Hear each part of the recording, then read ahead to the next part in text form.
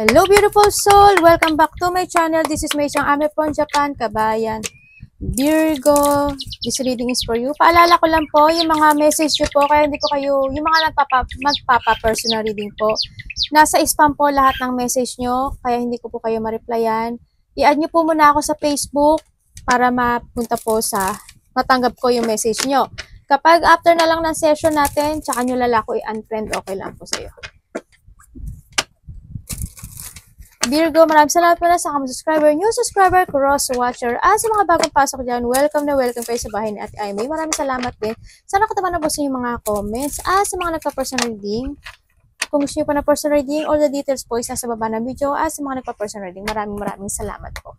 This is a general reading, Kabayan Virgo, kunin mo lang sa'yo, at itapon ang hindi naman para sa iyo. Maaring vice versa, maaring energy mo. Okay lang, parang may, alak, nipupuan mo si mami Energy mo, energy ng person mo, energy na ang malapit sa puso mo. Maaring nangyayari or mangyayari pa lang. Use your own intuition, lawakan natin ang ating isipan. Pag hindi nagpit sa'yo, huwag mong ipilit, okay? Marami kayong energy sa mundong ito. Ay, hindi pala to. Tingnan natin ang iyong energy this week, Virgo. Thank you.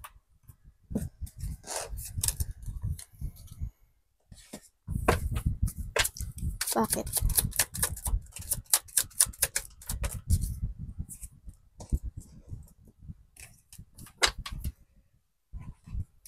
Okay, tingnan natin.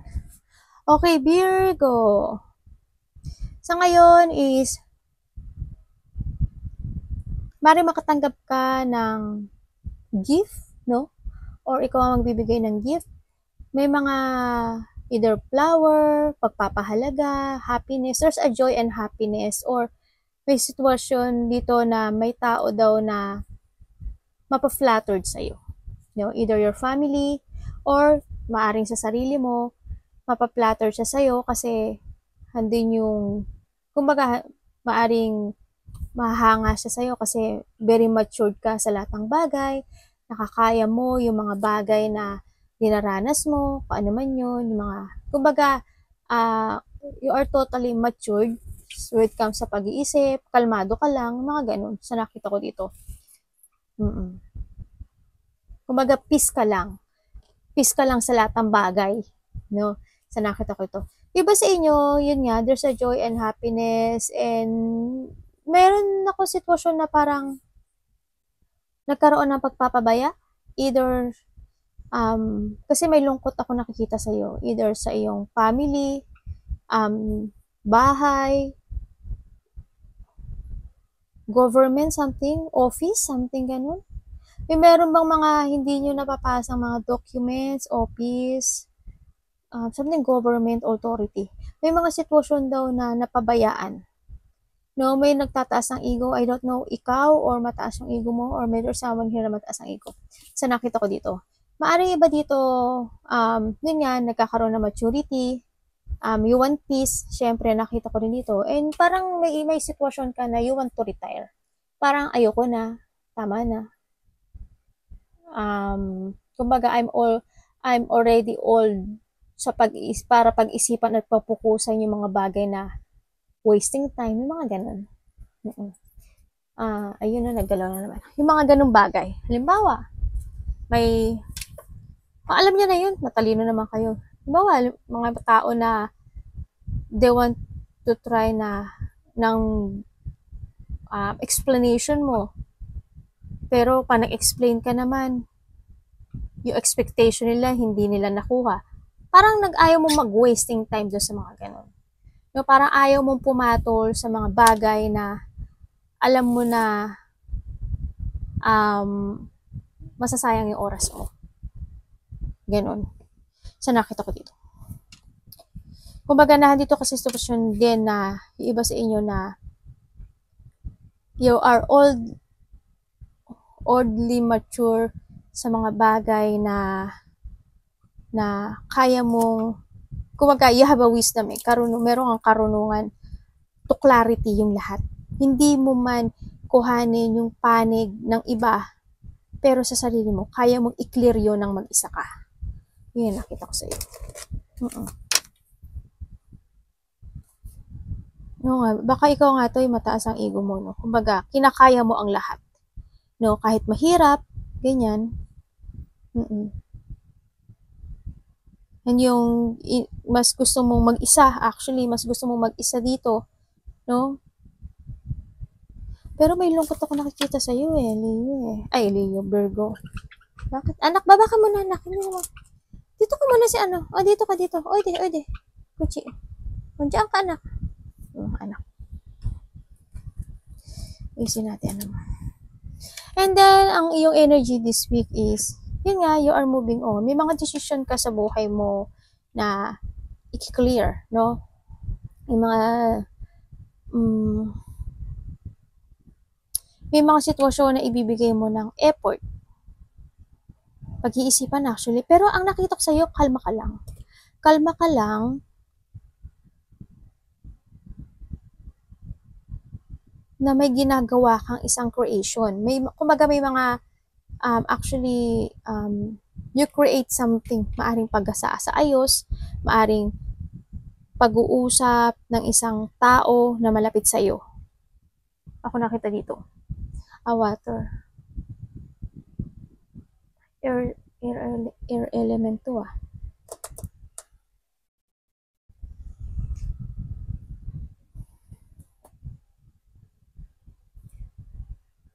Yun, halimbawa, kasi, tamo the king and the, ibig sabihin, there's a person here na either partner mo, kapartner mo siya. May connection kayo Meron kayong pag-uusapan. Oo, malapit sa puso mo. Maaring asawa mo, karelasyon mo, nanay mo. Pero kung titignan ko to, ano kayo same, almost hindi na gano'n nagkakalayo yung edad niyo. Well, wala naman ako sinasabing ano dito, para may mga pag-uusapan kayo, kasi when it comes dito, kung kayo this is a person, handun yung ano nyo there's a division sa nakita ko sa inyo dalawa. Parang nakita ko magkahiwalay kayo, or hindi lang talaga kayo nag-uusap, dalawa. Yun na nakita ko sa inyo. Maaaring may anak kayo, na piniplease nyo lang din. Nang dahil sa kanya, kailangan na nahandun kayo. Pero, ang nakikita, hindi wala ka man anak, pero kayong dalawa kasi, meron kayong harang. Kumbaga, kung hindi kayo nagkahiwalay, handun yung boundaries ng isa't isa sa nakikita ko sa inyo. May mga situation na pareho kayong stuck, or hindi lang talaga nag-uusap, nagkakaroon ng mga negative thought, nagkakaroon ng frustration sa inyong dalawa. Kumbaga, yung pagbubuklod ninyong dalawa to create again, hindi nangyayari, sa nakikita ko dito. Why? Kasi yung isa dito, kalma or very cold ang nakikita ko dito. Hindi yung isa naman, syempre handun siya sa sitwasyon na gusto niya ng katotohanan, I want a fact, gusto ko nang magsalita ka, gusto niyang, kumagahan din yung, there's a person na they want clarity, actually. Ganun nakita ko. Gusto niya ng clarity. Kasi more on frustration, stuck, and andun na rin na nakaka-imagine yung isa dito na parang wala na rin pag-asa na mabuo muli yung situation na to. Wala na yung pag-asa na yun Gusto na lang niya siguro katotohanan, sa nakita ko dito, para makapag-move on na rin ang lahat. Yun ang nakikita ko sa kanya. Anak, ano ba yan? Puro pupo. Chutumate. Pupo bakali yo. Chutumate kudasai. Pupo bakali yo, anak. Yun ang nakikita ko. Energy mo ngayon is to, to clarity. Para makapag-move on na kayong lahat. Pare-pareho. Tingnan natin ang mga parating sa iyo.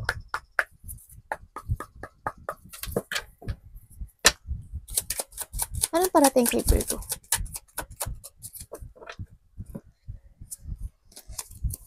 Kuhanin ko pa nga ito, baka iba sa inyo hindi maiba yan. Tingnan natin Ngayon sa iba sa inyo, Sinasabi dito, you need to give effort para magkaroon ka ng isang desisyon. Kumbaga, meron kang didesisyonan daw. Meron kang desisyonan na kailangan mong gamitin yung head mo to make a decision. Tapos, and then, handin yung situation na alamin mo muna aalamin mo muna daw yung bagay na to, yung the fact, gumaga, bago ka magdesisyon dito. No? Kung ano man creation na to na i-move forward mo sa nakita ko dito. Parang, maybe there is something construction, either sa sarili mo, ang nakikita ko, you need to construct yung sarili mo to create, to move on. No? Sa nakita ko. Nakikita ko. Kailangan mo daw ng lakas ng loob, tibay ng loob, katatagan, actually. And then, decision making also. Decision making. If you want to move on, move on. Pero kung gusto mo mag-move on, kailangan mo rin maging totoo sa sarili mo. Kailangan mo ding magdesisyon ng tama. Okay? Hindi yung basta-basta ka. Don't be immature. No? Kasi may nakita ko dito ng taong immature. I hope hindi ikaw yon. No? Yun, ang nakita ko. May mga sitwasyon na ayaw mo maging bias actually. Ayaw mo maging bias. Well, kung ayaw mo maging bias, kailangan mo magdesisyon ng tama. Tingnan natin. Bakit po?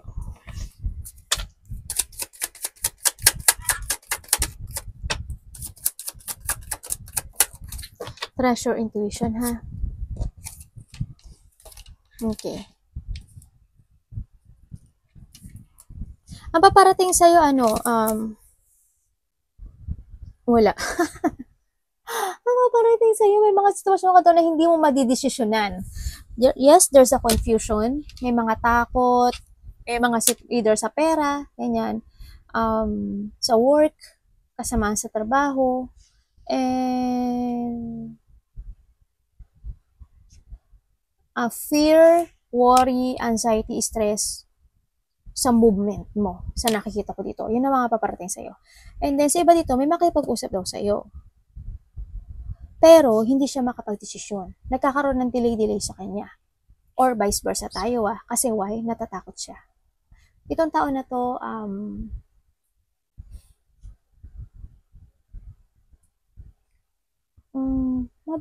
mabait naman siya, actually. Mabait siya eh. Oo, mabait siya. Kasi very supportive to eh. Oo. May taong makikipag-usap sa'yo, either kasamahan mo sa trabaho or karelasyon mo. Or either your mother or ate. No? Asawa mo, pwede rin.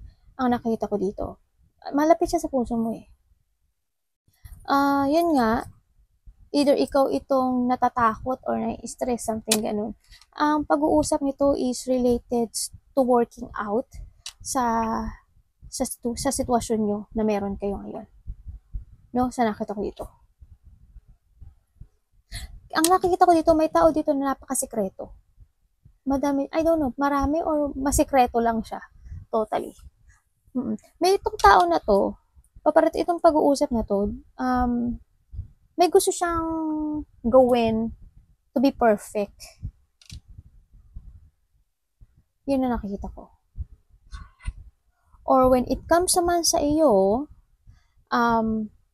sa inyo kasi, meron kayong sitwasyon na gusto nyo ng movement, pinag-iisipan nyo siyang maigi, pero sa ngayon, hindi nyo pa nadidesisyonan. Kasi why? Naghihintay pa kayo ng talagang katotohanan sa buhay. Kumbaga, may mga sitwasyon pa ako na nakakita na wini-workout nyo, na pinofocus nyo, na piniperfect nyo. No? Bago kayo magkaroon ng movement sa nakita ko dito.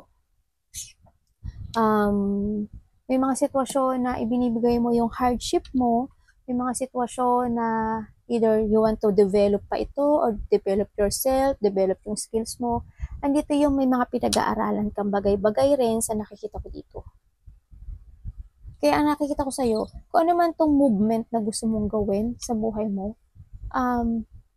magkakaroon ng delay. no? Sa nakikita ko dito. Delay muna siya. You need to trust your intuition. Listen to your inner voice. Iba dito siguro nagkakaroon kayo ng mga panaginip na hindi nyo maintindihan or nananaginip kayo na naaalala nyo, no? Sa nakita ko to. Yun ang parating sa inyo, ha? Tika natin. Ano ang dapat iwasan ni Virgo? Show me. Anong dapat pong iwasan ni Virgo? Anak, kumaano yung balahibo mo? Naisisingot ni Mami. Ano dapat iwasan ni Virgo? Dapat iwasan ni Virgo? May humihiyaw. Kailangan may humihiyaw. Kailangan may nakita akong pupo eh.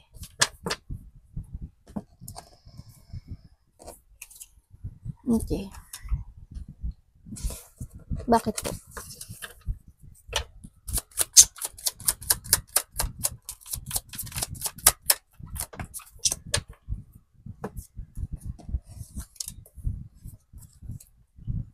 Okay, ang mga dapat mo daw iwasan. Ang mga dapat mo daw iwasan, yung situation na umpisahan ng isang bagay nang hindi ka sigurado.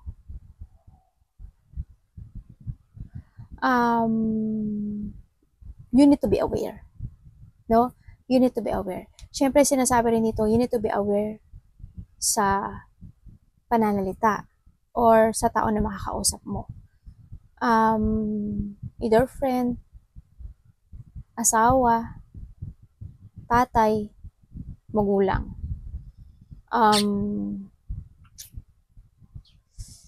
Someone want to confess din sa nakita ko dito.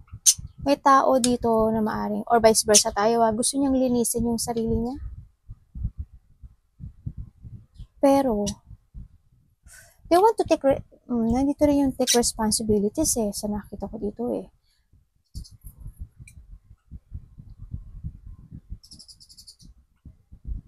Tingnan natin nga, bakit nagiging ganitong ano niya.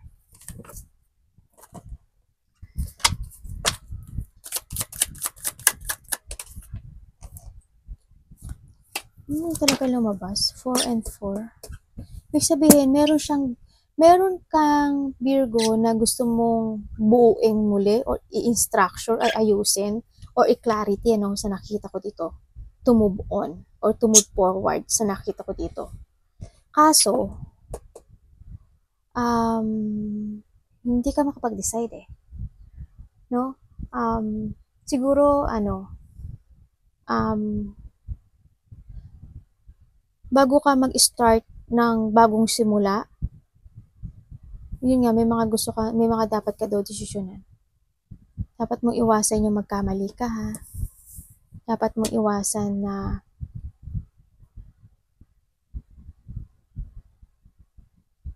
gusto mo mag-desisyon, mag-start ng isang situation, pero meron kang sitwasyon na hindi mo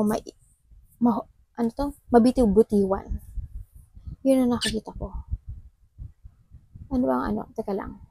Halimbawa, yun ang nakita ko. Sa iba naman sa inyo, meron daw kayong gustong gawin na isang bagay.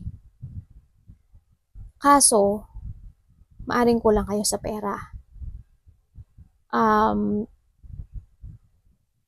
May mga gusto kayong, handin yung motivation, lakas ng loob na gawin ito, pero you want to take it action, pero sa nakita ko sa inyo dito is pagtitipid, no? Kasi why? May mga bagay sa buhay mo na you want to secure either your family, yung future mo, future ng mga mahal mo sa buhay, hinakita ko dito. May mga gusto kang ma-success, no? And someone din ako nakikita dito. There's a collaboration ako nakikita. You want to create something pero hindi ko nakikita na mamumove muna siya or makakapag-decision ka dito sa sitwasyon na to kasi may mga responsibilities ka na kailangan mo pang gawin sa buhay. No? Sa nakita ko to. Yung iba naman dito, siguro may third party sa iba, no? Sa iba lang ha. Hindi lahat kayo pero may third party dito.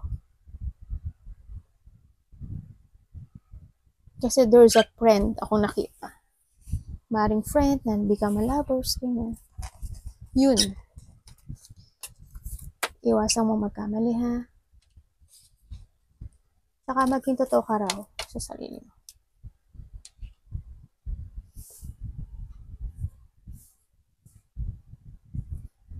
Tingnan natin ang love. When it comes to love, kamusta po si Virgo? Love is hindi lang boyfriend, girlfriend, asawa, ha? Kamusta po sa love si Virgo?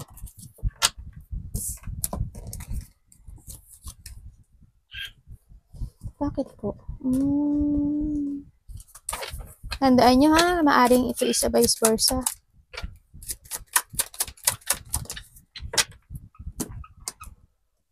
Palagi lumalabas yung soulmate mo, ah.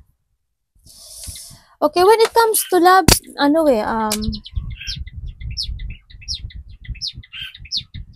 or vice versa tayo, ha, may tao dito, parang nandito yung pagod ka na. Nakakaramdam ka na ng pagod sa isang relasyon. Parang nandito ka na lang na gusto para lang magkaisa, para lang nagtitiis ka. Nagtitiis ka sa relasyon na meron ka sa ngayon. Either family mo, kapatid mo, asawa mo, kaibigan mo. Nagtitiis ka, pero hindi ko na nakikita yung pagpapahalaga. Doon, just there's a dissatisfaction. May dissatisfaction. Actually, naboboard ka na nga, eh. No? Pero you're stuck. Nagtitimpi ka dito sa sitwasyon na to.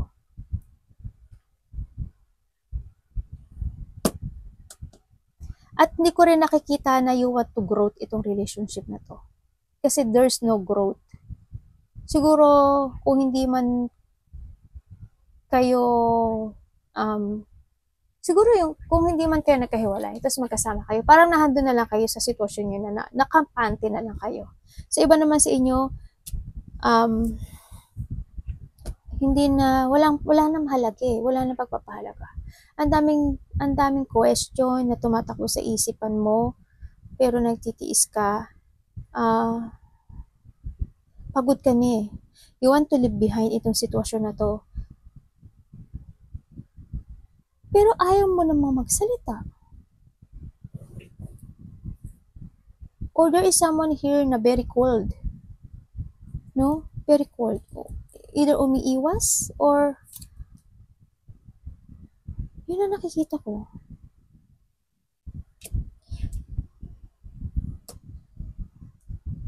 Tingnan ko nga. Anong pwede ko malaman dito?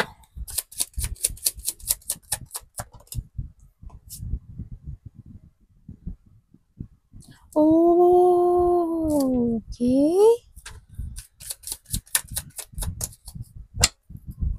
When it comes to love, okay. Ibig sabihin, sa ngayon, kasi, may iba ka ng gusto. Pero, natrap ka sa sitwasyon mo na meron ka sa ngayon. Kumbaga, hindi man ito tao na gusto mo, may gusto ka nang gawin sa buhay mo. Pero, natrap ka, or vice versa tayo, natrap ka, na-stuck ka dito sa sitwasyon na to. Nagkakaroon ka ng frustration sa relationship nyo. Kumbaga, may mga gusto kang gawin na hindi mo magawa. Kaya, ang nakikita ko sa'yo, on and off ang action mo. Maybe you are waiting for a sign, no? Sa nakita ko dito, nag-wait ka rin ng sign. Nagkakaroon ka ng self-improvement when it comes to your relationship. Yun na nakikita ko din dito.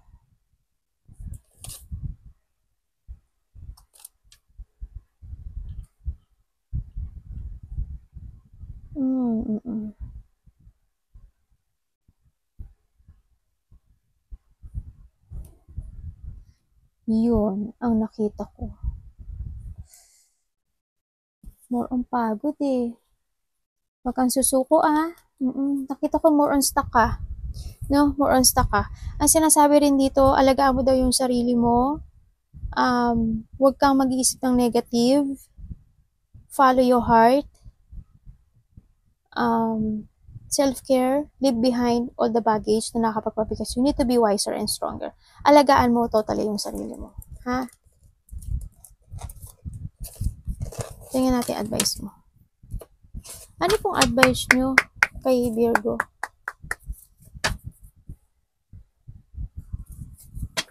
nagkakaroon ka ng choices, Virgo. Sa iba sa inyo, choices of, opportunity. Bakit po? Very emotional ka.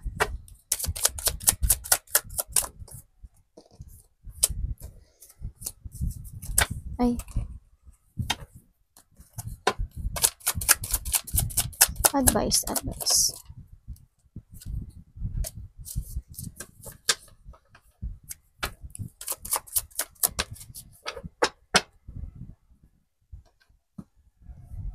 Nyak. Okay, advice sa'yo,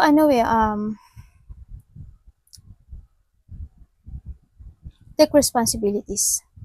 Advice sa'yo, take responsibilities, and then, may mga dapat ka daw i-priority bago ang pagsisimula ng ibang bagay.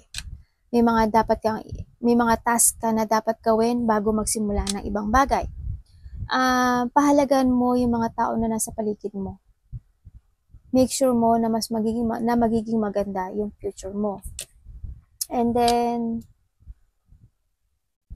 huwag kang panghinaan ng loob, huwag kang susuko, and huwag kang ma-burn out. You need to see the fact, and huwag kang ma-frustrate. Kailangan mong i-release yung mga situation na na-stuck ka. Kailangan mong, you need to take control yung sarili mo. Kailangan mo ng clear mind, no? Kailangan dito ng mental strength. And then, kung kinakailangan ng payo, humingi ka ng payo sa trustworthy person, no? Sa nakita ko dito. And then, strong will. Kailangan kasi dito ng teamwork, no? Kumbaga, you need to provide or you want to make sure yung mahalagang tao sa buhay mo. Doon ka daw mag-focus. I-focusan mo muna kung kinakailangan na, kung isipin mo rin maigi kasi kung talagang yung mga tao na nasa paligid mo na bina-value mo or you need to value kasi yung meron ka sa ngayon. No, you want to value yung meron ka sa ngayon. Tao man yan, situation man yan, ganun. Handun yung mga sitwasyon na kailangan mong maging devoted sa tao na nasa paligid mo o meron ka ngayon, lalo na kung ikaw is kasal, no? And then, devoted in decision making. Use your head when making decision. Kailangan mo itama ang mali. Or, wala akong nakitang beginning dito actually. As in, wala. May mga dapat kang i-priority bago ka mag-start ng beginning or ng fresh start. No, sa nakita ko dito. Kailangan mong manindigan. Either sa business, sa asawa, karelasyon. Yun ang nakikita ko dito. Alisin mo yung frustration. Kailangan mong lumaya sa frustration na yan. You need to escape sa uncommon na stuck ngayon. No? Use your intuition and then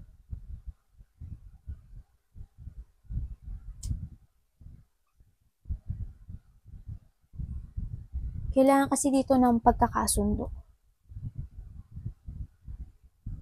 Tama, may dalawang tao dito. Ibig sabihin, hindi ka nakakasundo kung karelasyon mo to, hindi ka nakakasundo. Magkaiba kayo ng energy. Pero kung titingnan ko dito, pareho naman kayo, kaso biglang nag-iba. Ibig sabihin, may iba nga. Kasi eto, nandito yan eh.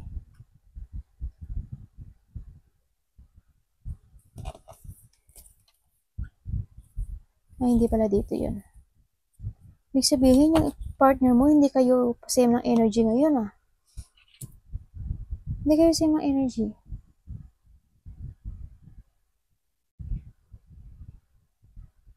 Kumbaga, nagkakaroon ka ng option eh. Kung sa iba sa inyo, when it comes to a business, kapag pagkakaperahan, nagkakaroon kayo ng option. Kumbaga, may mga sitwasyon na gusto niyo daw umpisahan, pero hindi mo pa maumpisahan. Kasi why? Kasi handito yung sitwasyon na may mga dapat kang unahin bago yung start na yun. Sa nakita ko dito. Kaya ngayon, para may mga sitwasyon ka na gusto mong sumuko.